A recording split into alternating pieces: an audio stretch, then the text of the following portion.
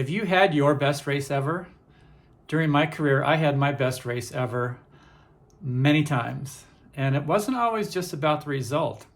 For sure, there were those amazing races where the result was my best race ever. 1989, Ironman World Championship, first of 6 wins.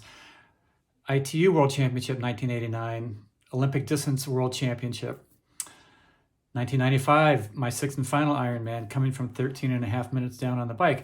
Those were my best races ever. But I also had other races where the result was not what I'd wanted, but it really was my best race ever. And when I talk about that, it's really talking about really staying with it, even when things were falling apart. There were years where I would be leading at the Ironman and then fall apart on the marathon.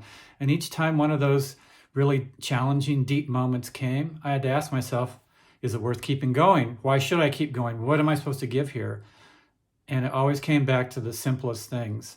I needed to give the best that I had, get across the finish line. And then when I look back, I knew that 1, I could hold my head high, and 2, that there would be some lessons that I would learn from those challenging moments. And those were also races that became my best race ever. But you know what?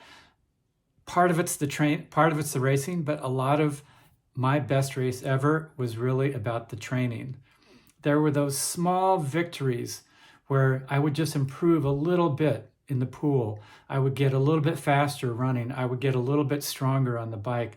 I could climb a little bit better. I could descend better. I could just find these moments in my day-to-day training where I did something that was the best I had done to that point in my life, or the best that I had done to that point of the year, or sometimes just the best that I had done to that point in the day.